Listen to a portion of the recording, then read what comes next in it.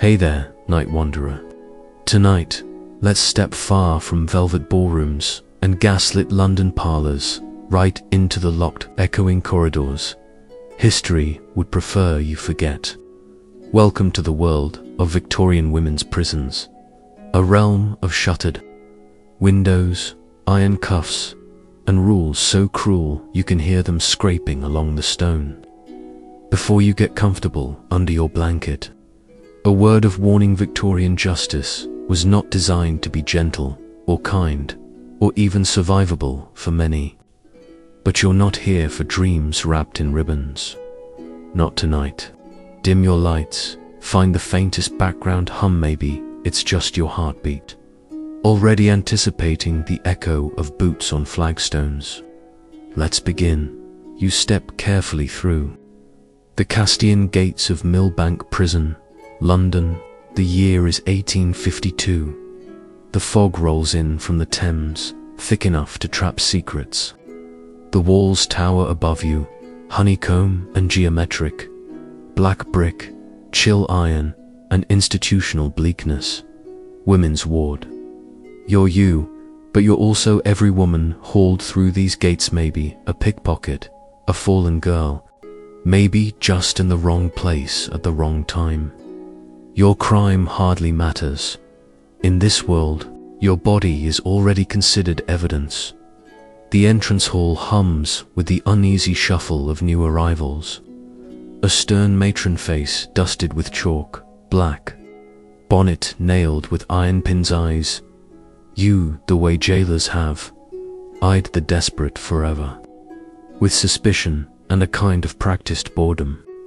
Strip, she says. No warmth, no privacy either. You're led behind a worn screen as rough hands prod for lice, for cloth-wrapped letters, for hope. Clothes threadbare at best are confiscated. You're issued the shapeless uniform, grey wool dress, coarse, shift, and a bonnet so plain it erases every trace of life outside these walls. Your hair, your last luxuries, cut short. Some call it for hygiene, others for humility. What matters is how quickly it makes you invisible in the intake ward. You cross paths with others, mothers, daughters. A shaking widow who once sold apples outside Westminster, a terrified teenager clasping a handkerchief. You line up. You're assigned a number, not a name. The matron reads the rules. Loud voices echo off bare floors. No talking out of turn, no lingering in the privy, no reading, no praying out loud, no looking out windows. Break the rules, and punishment comes swiftly. Let's get it out right away. Victorian prison punishments for women were not just about breaking bodies, they were about breaking spirits. The philosophy, reformed through suffering. A beautiful phrase, if you like wounds, dressed as wisdom. The cell door shudders closed behind you. The air smells of cold stone, old blood, and damp wool. The bed, a wooden plank with a thin horsehair. Mattress, the blanket is worse than useless, so rough it scrapes exposed skin. Rats in the corners.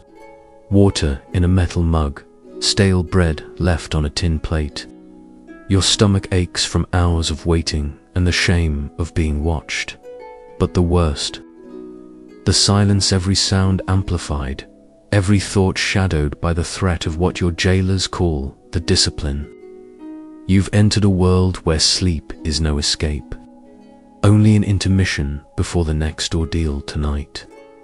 We're going to walk through this world, every corridor, every cell, every punishment and confession.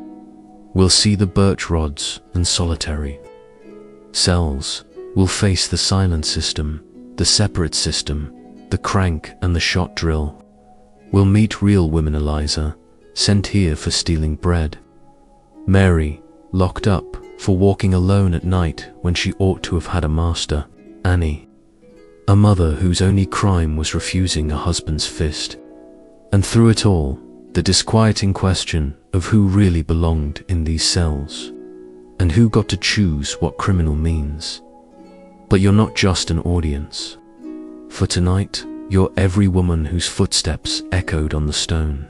You're inside these walls, and as you close your eyes, you'll realize just how long the night can last when the only way out is through. Listen, a bell clangs. It's not for you, not yet, but soon. A bell clangs, a metallic sound cracks the darkness and pulls you from restless half-sleep. It's second shift, but the corridor doesn't grow quieter. Numb from solitary, you're marched out and fitted with a rough canvas smock crusted with faded laundry soap and bloodstains, the standard dress for disciplined candidates. No eye contact, no whimpers allowed. The matron waits, ledger open. Your misstep speaking out of turn has earned you the full cycle: labor, reduced rations, and another warning marked by your name. The workroom is colder than your cell, each step echoing on the cold flagstone. In front of you, the prison crank. Looms a brutal iron device. One by one, women are chained to the handles. You must rotate the heavy wheel for hours at a time, turning an axle that, unlike a factory machine, serves no purpose but exhaustion. It wears down wrists, numbs shoulders, cracks fingernails, erases any lingering daydreams. One slip, one pause, earns a stinging swipe from the matron's cane. A thin, sharp-nosed warder barks out time, measuring progress by the scrape and squeal of the mechanism. With every hour that passes, the walls seem to shift inward. Eliza fights to keep her knees from buckling. Mary bites her lip until she draws blood. Eventually, a faint coppery taste spreads across your tongue. No one is spared this particular humiliation. Someone behind you begins to sob too loudly, and she's led away for special correction. Never a good sign. By midday, you inhale the odors of iron and sweat as they change to something sharper: bleach from the laundry. The next station, boiling water, lie blackened knuckles. Here, women must scrape soiled uniforms and matrons' linens with pumice stones. Nails, tear wounds sting, but the guards don't flinch. You count the stains as you work: brown, yellow, a vivid red deech, a story no one will ask about. The punishment hierarchy is well understood among the women. Solitary for the rebellious, treadmills and cranks for the willful, special corporal punishment for the unrepentant. Some infractions are so minor, looking out a window, trading a crust of bread, that the system's full cruelty becomes clear. Reform here means you're broken down to nothing and built up again. If you're lucky, as an obedient shadow. On the wall above the light hubs are the posted rules. Handwritten, edges curled. No unsanctioned speech.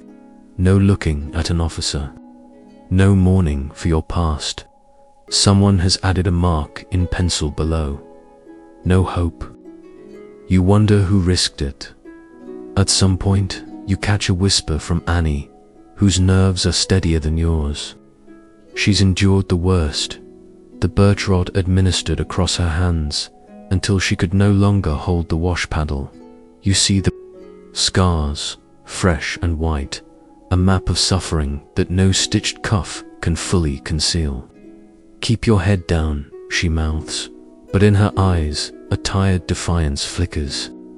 You realize it's a precious thing, not yet crushed. After the washroom comes rations bread, gone hard as stone, thin water dripping from a rusty tap.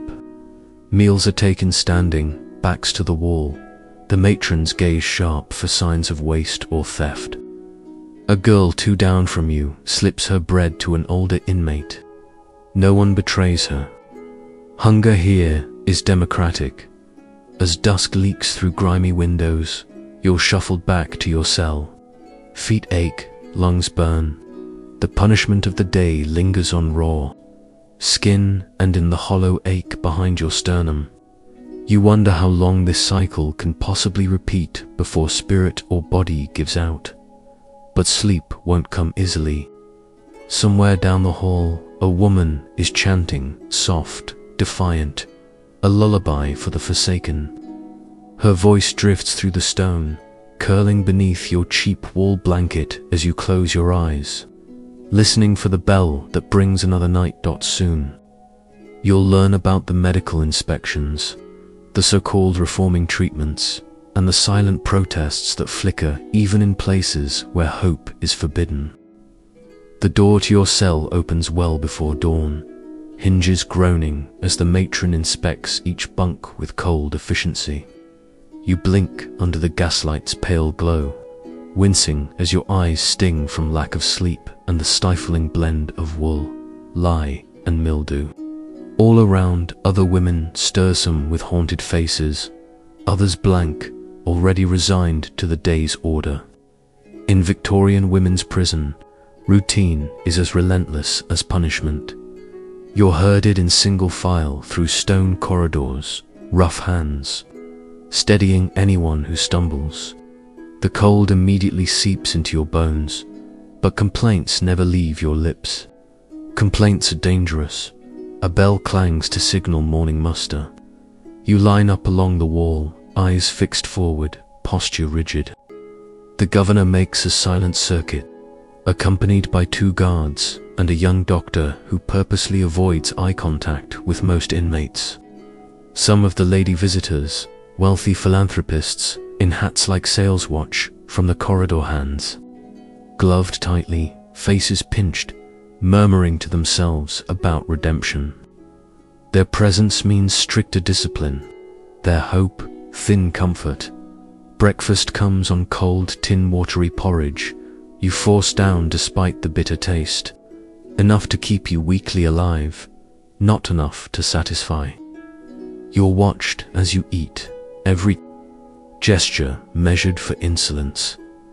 This morning, discipline is public. A pair of women from the next cell are marched out. Eliza, with her threadbare hair and merry chin set in dread.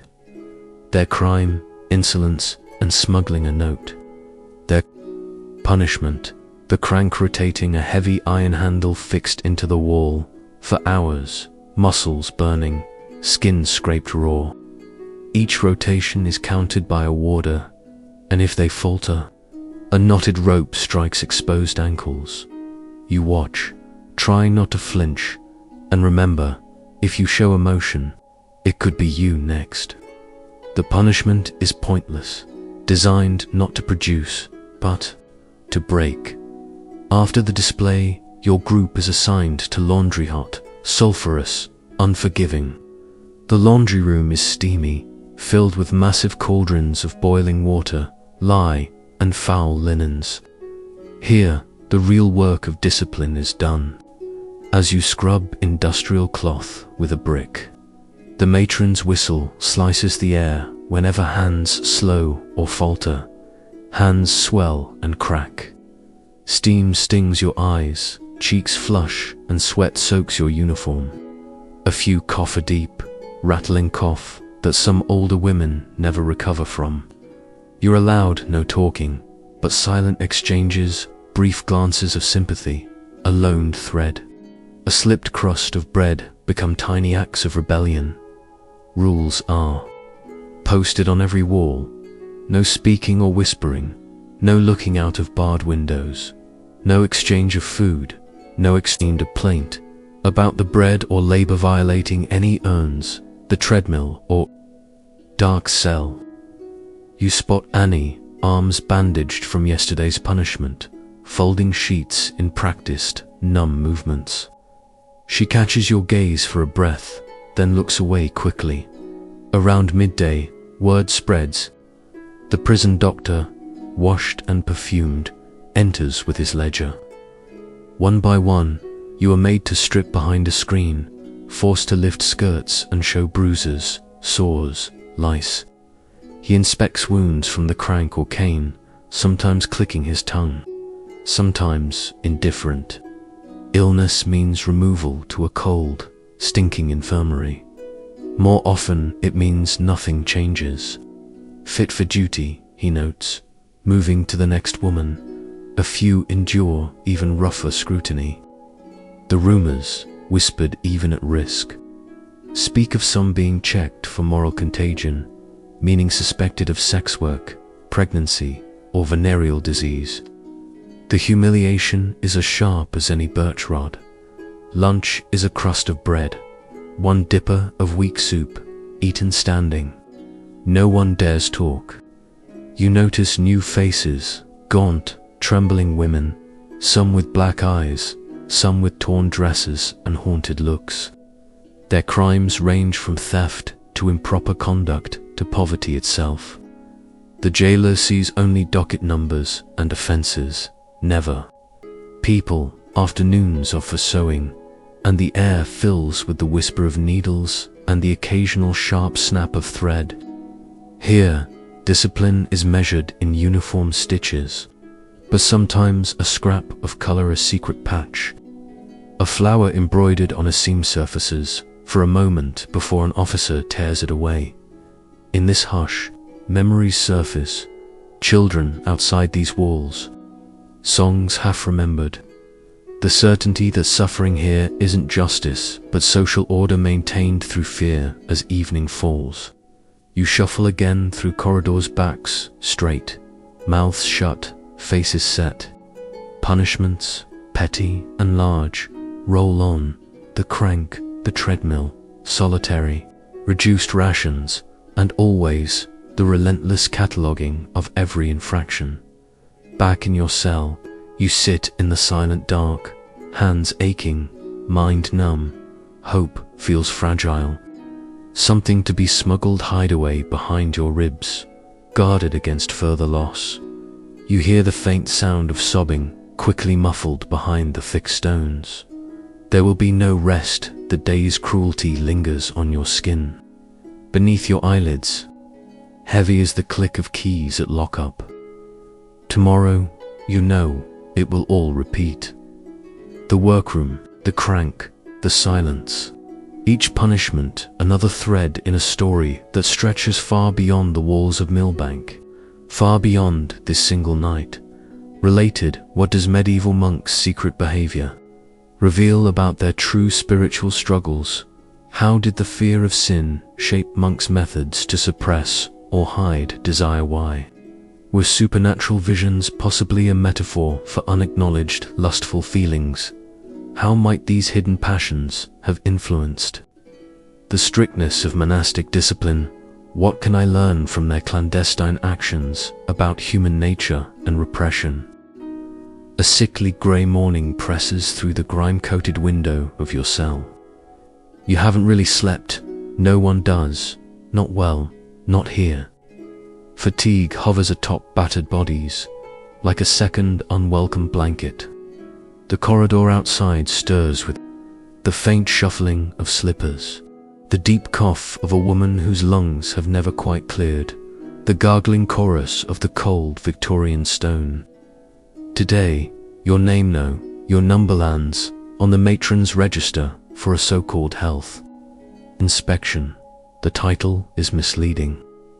In the Victorian prison, medical care is another mechanism for control. Every fortnight, you and the other women line up by the infirmary wall. Shoes off, dresses lifted to show the marks of discipline or infection, nothing left to modesty. The doctors sometimes distracted, sometimes cruel prods, bruises, checks for lice, and marks the quietly desperate faces he expects won't last the year. He does not ask what hurt you, nor why. Everything is as it's meant to be. Even exhaustion is seen as evidence of guilt. Beside you, Eliza cradles a split lip from a matron's backhand, her eyes glazed. Mary, thinner than last week, pinches her shift over purple wheels from the birch rod. The doctor frowns at a stubborn cough, prescribes a tonic of gilts and vinegar, then clears her for labor anyway. When a young girl with shaking knees falters under his stare, the matron steps forward and mutters, hysteria. She'll spend the night in the punishment cell, no light, no bedding, just time with her own fears. After inspection, your frog marched to the sewing room, a place as bleak as any cell, where you and 24 other women stitch endless rows of prison uniforms and workhouse towels. The benches pinch your spine. The thread cuts bloody grooves in your fingertips. You are forbidden to speak, to look up, even to pause for more than a breath.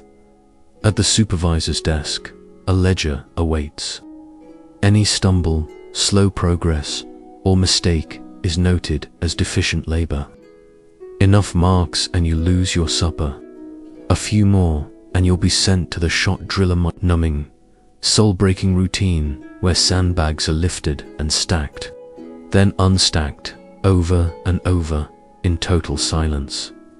A woman in the corner, tall, sallow, with haunted eyes, moves slowly on purpose.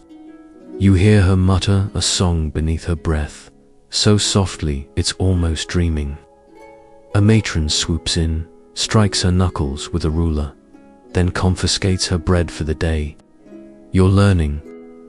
In a Victorian prison, even a whisper is bravado. Silence is survival.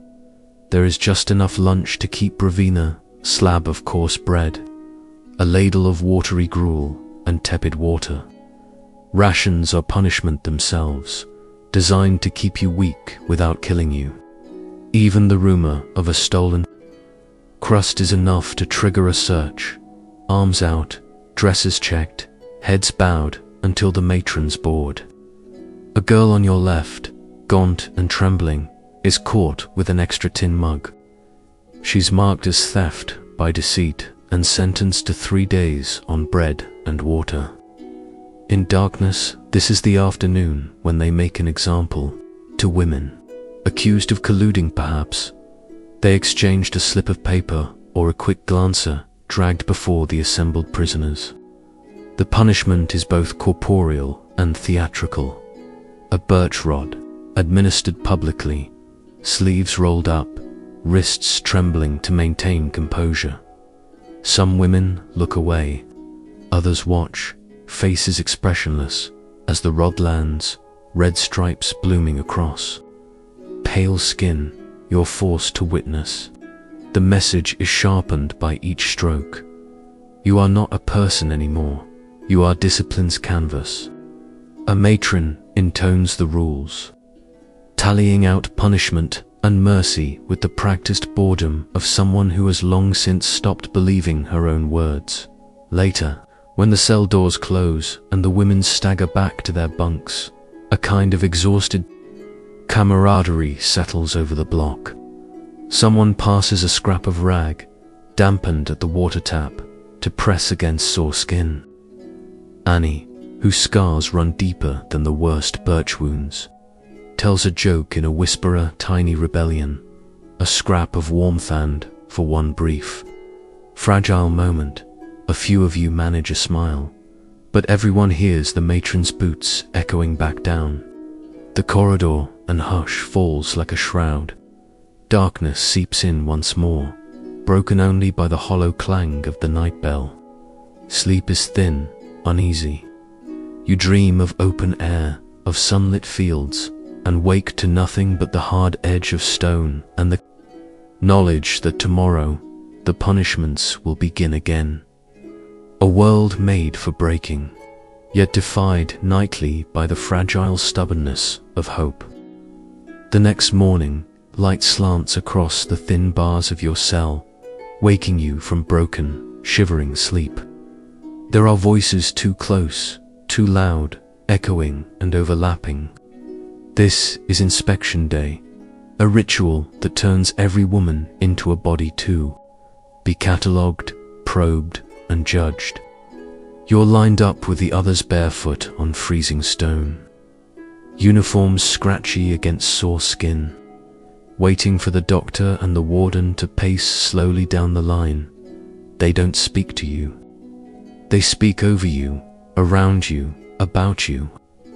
Eliza is sent to sickbay for a festering wound on her foot. a result of standing hours at the laundry tubs in shoes eaten by mildew. Mary's bruises, administered by a matron's cane, unnoted with a brief discipline administered. You receive a cursory glance and a jab in the ribs, fit for labor. He scratches into the ledger without ever meeting your eyes. The inspection is meant to sort the weak from the strong, but it's mostly theater. The truly ill are rarely spared labor. Only the dying are removed from the workrooms, and even then, they're replaced the same day. If you can rise, you return to the endless circuit, from sewing room to laundry, from laundry to the crank, from crank to the yard for silent exercise. The machinery of discipline keeps turning, indifferent to wounds that won't heal or fevers that blaze in the night. Today, you're assigned to the sewing room rows of splintered benches, women hunched in brutal silence, stitching prison garb destined for new arrivals. Here, routine is its own punishment. Each stitch is measured. Each crooked seam means a rebuke or a black mark in the discipline book. Each sound outside the prescribed rhythm a cough. A sniffle draws the matrons. Glare. You learn who the survivors are. Annie moves with deliberate calm, her expression unreadable, her hands fast and precise. Eliza, if allowed back from sickbay, will shuffle through the day, pain slumping her shoulders but her mouth set, shamed but not silenced. Rumor swirls about a young girl, barely 15, who once tried to slip a note to her mother between the seams of a uniform. She was caught.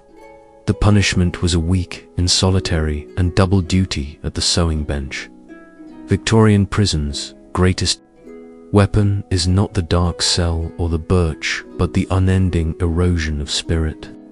One matron, fond of lectures, stands at the end of each work shift and reads reports from the outside, reminders of husbands who've remarried, children sent to the workhouse, mothers died since your imprisonment. Small details delivered, in a flat voice, repeated to break something inside you that punishment alone does not touch. The day is peppered with counting. Everything is counted. The number of uniforms completed, the minutes worked, the bread crusts in your ration, the steps from cell to yard. The messages are clear. You are reduced to numbers, visible only for your efficiency or your infractions. Conversations, emotion, even full sleep have been rationed away. Back in your cell, the afternoon's grey has faded to black and the stone seems colder than ever. The faint sound of weeping sneaks under the door, quickly hushed. Somewhere, a woman whispers the Lord's Prayer into her blanket, but the words have lost their music. Above your head, scratches on the wall, initials and crude marks trace the stories of others who bore these punishments before you. One reads, "Still here." Another, Ellie 1851, survived. Most are half erased, like memories no one was allowed to keep. You shiver awake in the dark, haunted by the days, monotony and the threat that tomorrow it will all begin again. The bell's metal complaint is distant, but it promises new cruelties at sunrise, more inspections, more marks in the ledger, and, perhaps, new ways the system will invent to break you. Yet in the tiny acts of stubborn kindness, messages scratched. In walls, a smuggled bit of rag, a silent nod, there is a glimmer of resistance. A thread running through the story that even the iron routine cannot cut entirely. Tomorrow, the tale will pick up again, heavier, and you'll walk it, step by weary step, with all the women whose names were stolen when they entered this place. Your hands are still raw from stitching coarse fabric when the evening bell sounds, summoning the block to one final roll call. Night settles over the prison, colder and heavier than before. The sense of routine offers no comfort, only the certainty of exhaustion. You shuffle along shadowed hallways, the echo of boots behind you as matrons herd women into the chapel for moral reflection. What follows is less spiritual than strategic, a calculated attempt to break the spirit under the guise of redemption. Once inside, you find your place on a splintered pew.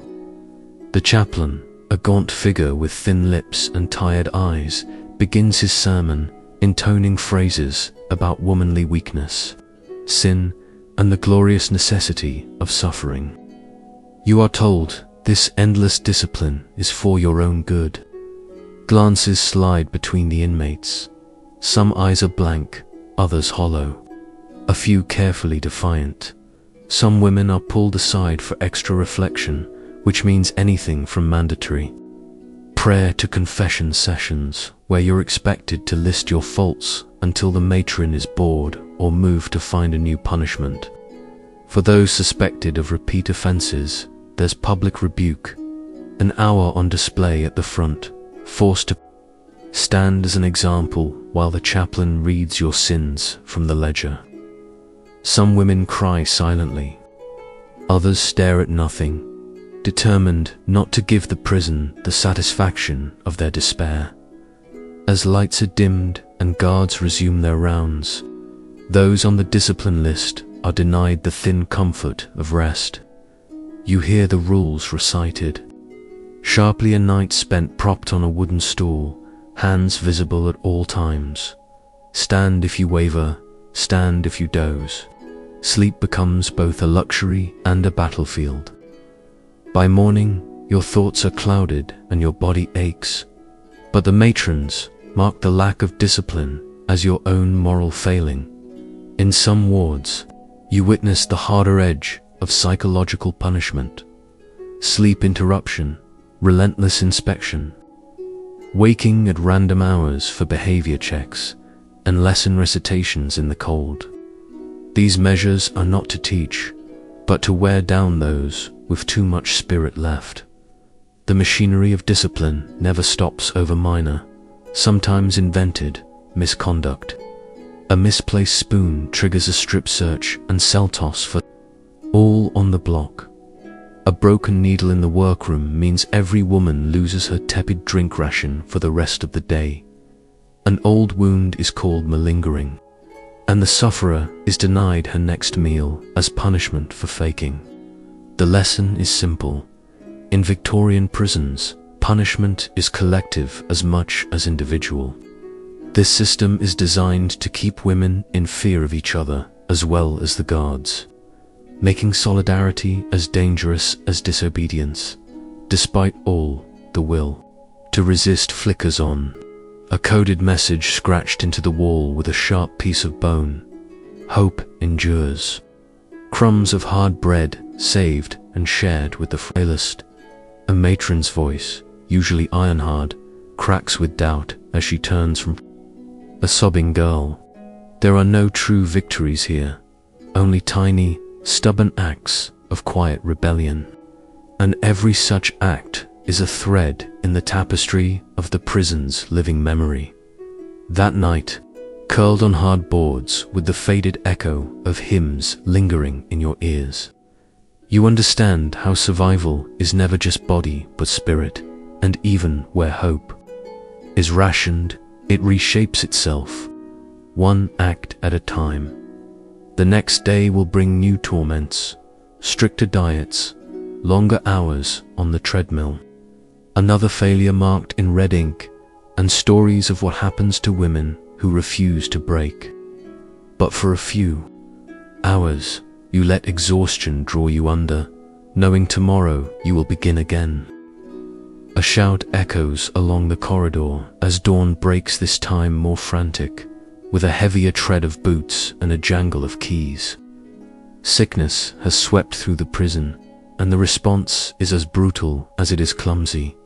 Cells are thrown open, inmates, some coughing, are herded toward the yard. There's no compassion in the urgency, just panic. Any woman who falters or clings to the cell wall is prodded with a cane. her weakness added to an ever-growing ledger of failings. Victorian prisons are petrified of disease but unable to manage it with care. Sanitation is nominal. Icy water sloshed over stone lies so caustic it scars the hands. You're marched past Mary, who's burning with fever, and see Eliza lying on the edge of consciousness, her lips cracked, eyes wild. No doctor bothers with her, a matron murmurs. Fevers sort the strong from the weak. The meaning is clear. Illness is another test, another culling. Survival is not guaranteed, nor is it especially mourned. The sick are hauled to a stinking infirmary. Here, hope and air are equally scarce. Beds, if they exist, are straw pallets crawling with lice. The nurse matron dispenses spoonfuls of camphor or vinegar and promises that God will do the rest.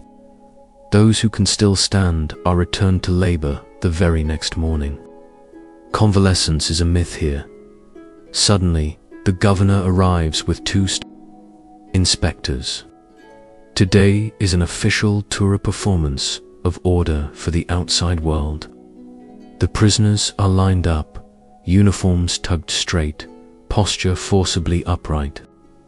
Matrons scrub the walls and shout at anyone who slumps or lets tears fall. Those too broken by the fever or previous night's punishment are hidden away, locked into darkness to keep the blemishes of suffering far from official eyes. The inspectors move down the line, pausing to murmur about discipline, improvement, and the hopeless state of female criminality. Not one meets your gaze. Their notes are cursoria, litany of failures measured in worn shoes, missing teeth, trembling hands. The threat of new punishments always follows these visits, a fresh wave of rules, even stricter rationing, and a reminder that hope is dangerous here. Pain is routine, but so is shaming. The next infractioning, unruly display, just a group of women coughing too loudly results in a round of public rebuke. You're marched, single file, into the main hall. Here, with all eyes forced forward, the matron reads your offense, her voice flat and punitive. Then, each woman is ordered to stand at the front, head bowed, and recite a confession of guilt for disturbing order. If your voice cracks, if you stumble, if you shed a tear, the punishment escalates. Time in the punishment cell. Rations cut, another black mark in the discipline book. One girl collapses from hunger, head slamming against the flagstones. There's no mercy. A nurse drags her aside. The rest are ordered to continue. Yet amid the degradation, small rituals of defiance persist. In the sewing room, you discover a sliver of thread in your bread, evidence of someone risking everything to send a silent message. Still here, you hold on to it, fingers closing around the tiny gesture with gratitude. At the edge of the yard, Annie surreptitiously passes a wilted flower to Mary, hidden in her cuff. These gestures might go unnoticed by the guards, but they are as powerful as any escape. After the inspection, as dusk falls, you share one last, forbidden smile with Annie. It is dangerous, yes, but more than that, it is necessary. Acts of rebellion here don't need to be loud to matter. As the day closes, the punishment cells grow crowded. The sick, the unruly, the barely alive are crammed together in pitch blackness. Above, the guards swap stories, complain about their charges, and sometimes, just sometimes, shake their heads at the cruelty unfolding below them. But no one intervenes.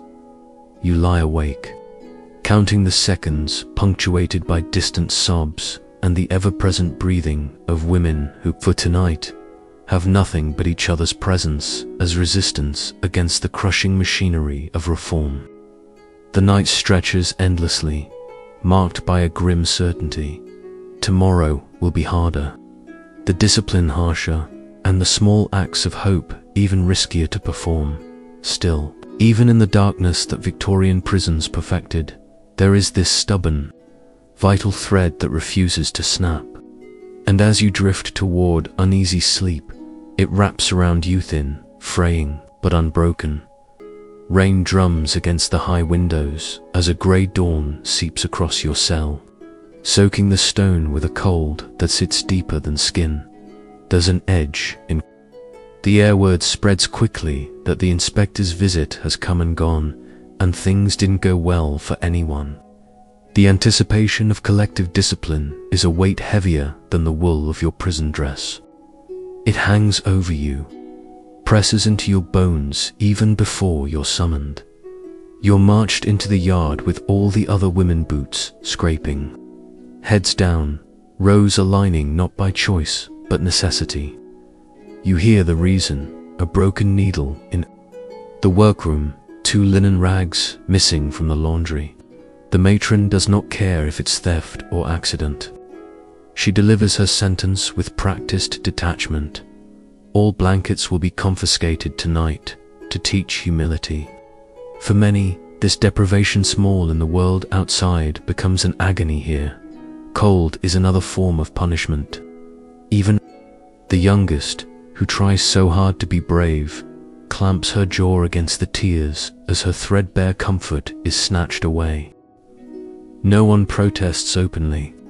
You've learned that punishment is rarely about finding the one who erred, it's about collective suffering, making you police each other as eagerly as the guards do.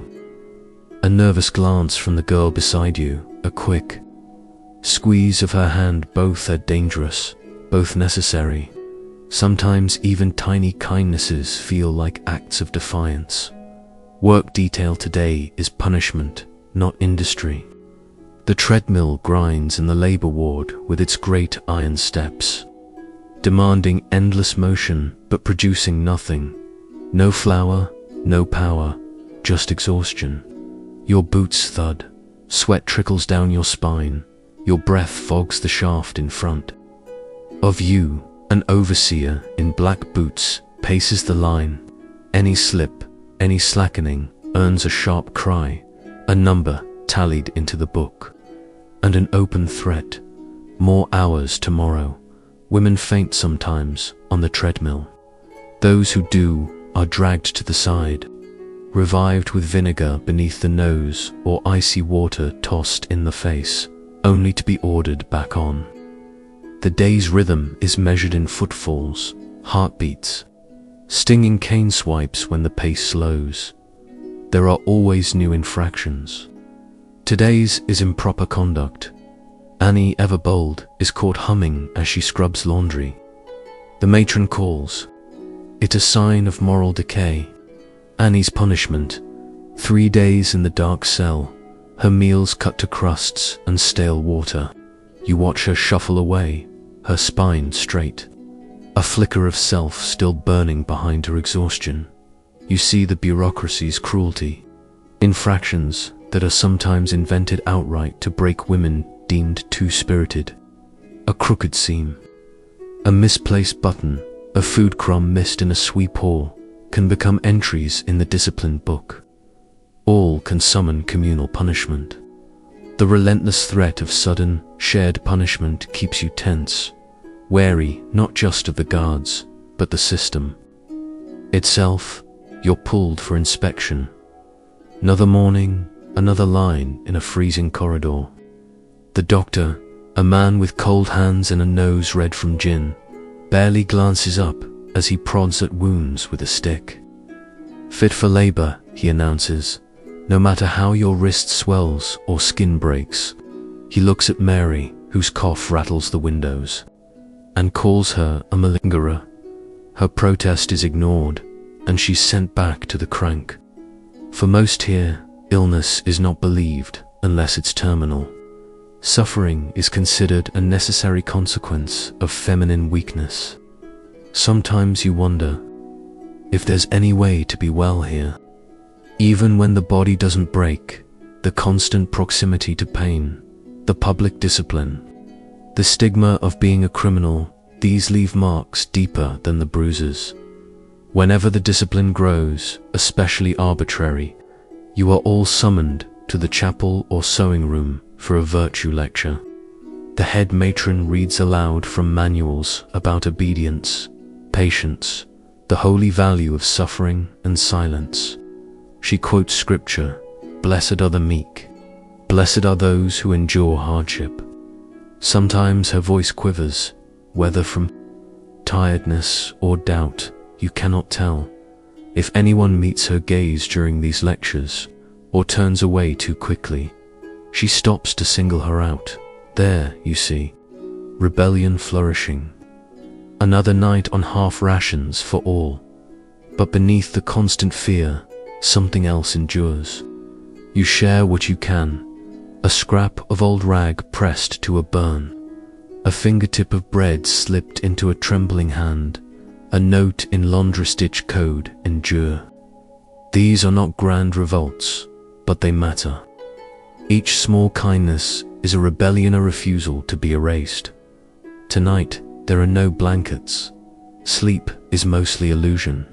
You shiver on the boards, pressed tightly to yourself, focusing on the physical.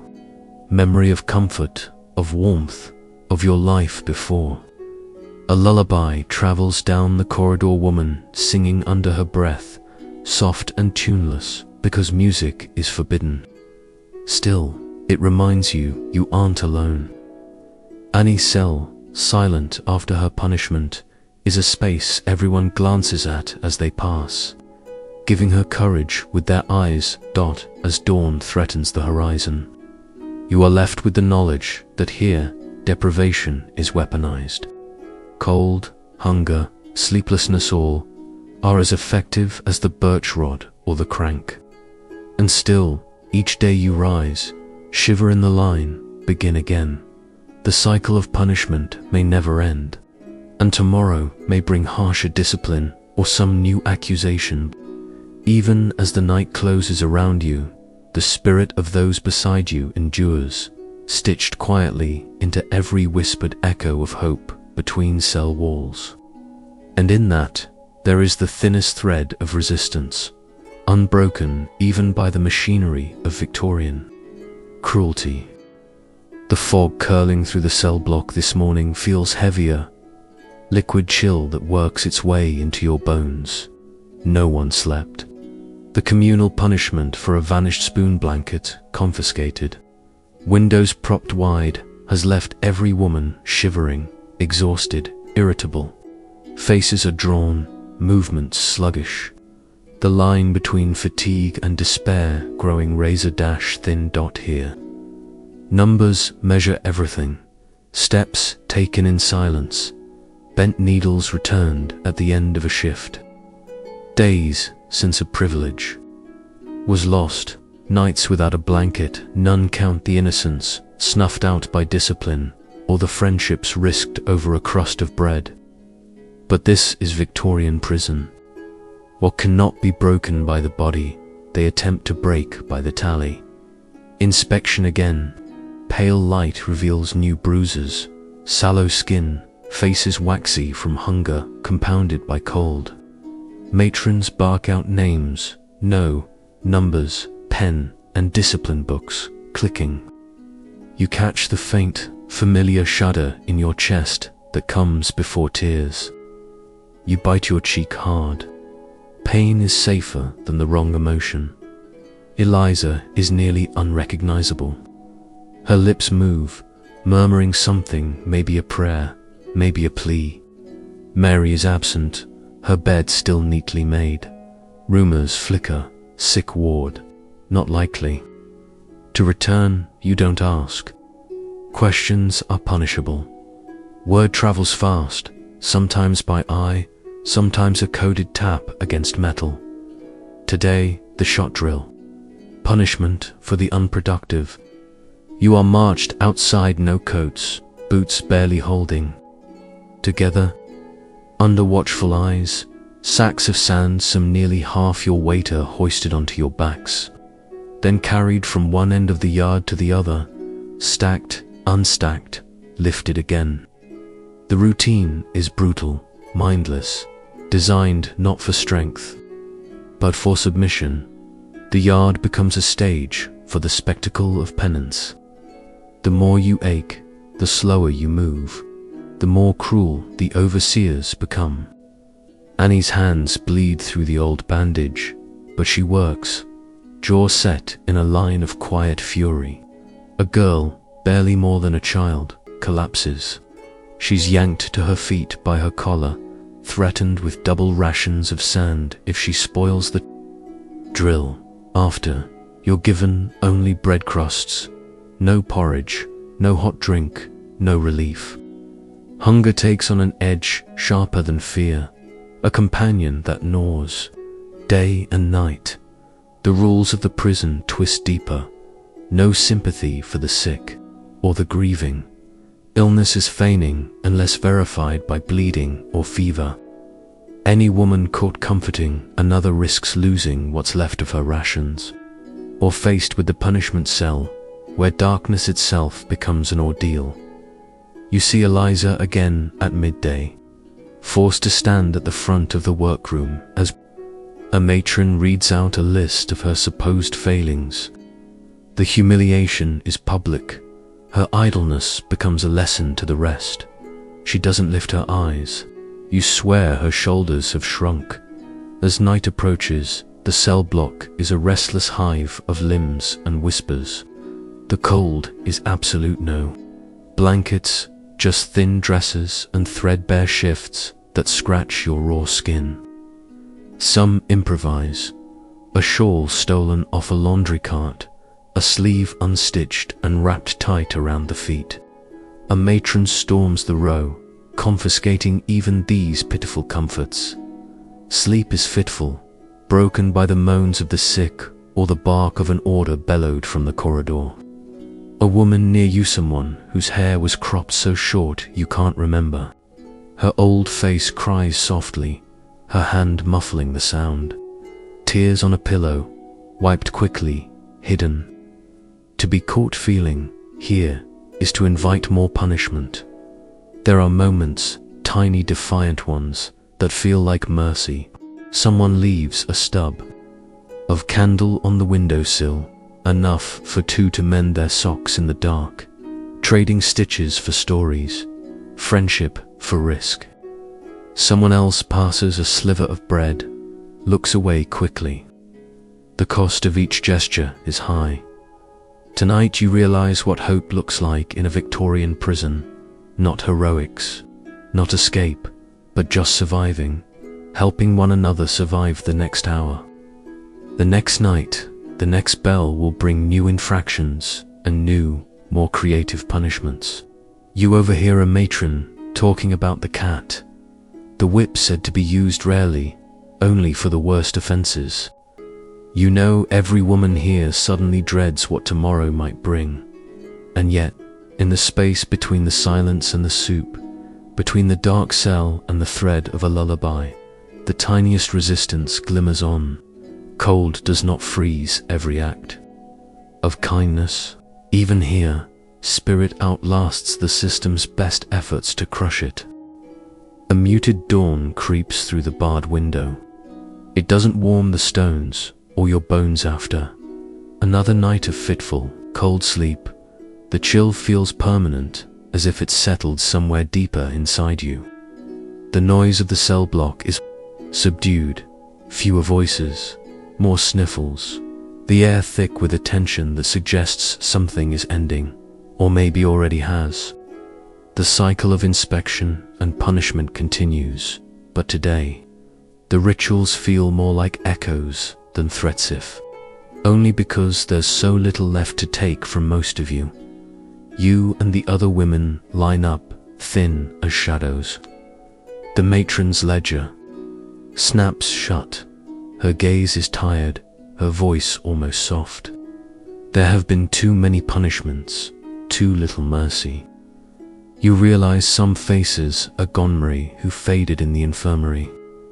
Eliza, whose cough never improved.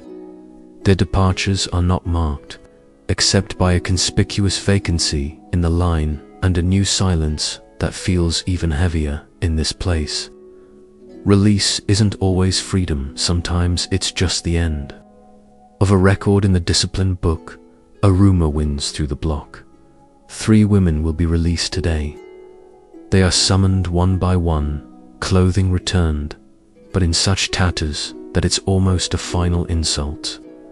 There is no celebratory speech, only a grim warning not to fall into old habits, petty theft, insubordination, poverty. The city outside has its own punishments, but at least out there, a woman might sometimes choose her own silence, her own bedtime. For those who remain, there's resignation or a flicker of stubbornness. Annie, hands wrapped in rough bandages, is given double duty as a privileged inmate for not breaking under the rod. Some call it fortune, others whisper it means she's next in line for lesser rations if resources run thin. Before the morning's end, the workroom is quiet save for the slow scrape of needles and scissors. Someone passes you a scrap of paper, a nearly invisible message stitched inside a collar. I endured. Tiny, silent triumphs take the place of outright rebellion. These talismans, these scraps of solidarity and stories, are how the women here keep something like hope alive, smuggled in folds of cloth, carved under bedboards or murmured in the dark. Even the matrons, at least, the older ones, begin to flinch at the harshest aspects of routine. The birch, the crank, the public lectures. A few pause longer over a wound or look away when a rule is bent for mercy's sake. But the ledger never softens, and every mark remains. Periodically, an outsider appears, journalist, reformer, philanthropist, each hoping to record or right an injustice, each warped by the system's logic. The resulting newspaper stories often paint the women as objects of pity or danger, not as people who built networks among deprivation.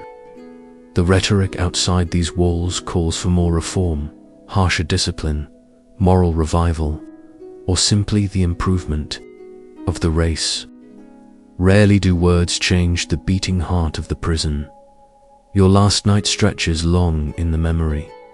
Rituals of control persist. Locks click, a matron's boots echo, and the bell tolls with chilling regularity. Someone screams in the punishment cell down the corridor, but her voice dims quickly, swallowed by fatigue or resolve.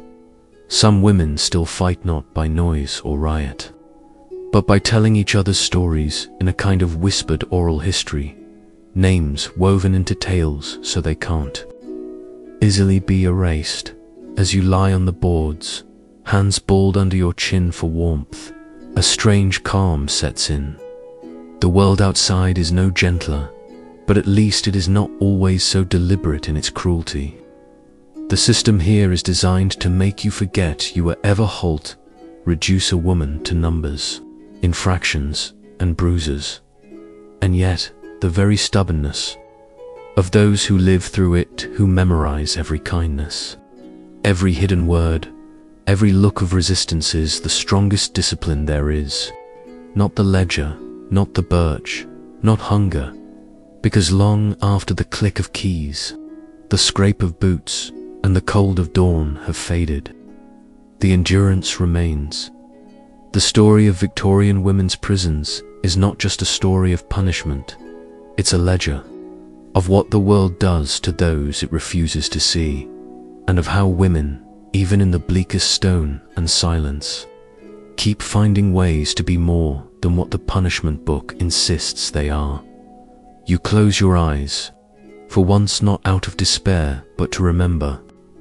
To carry forward the stories yours, there's beyond the walls, out into a world that may not care, but at least can't claim it didn't know.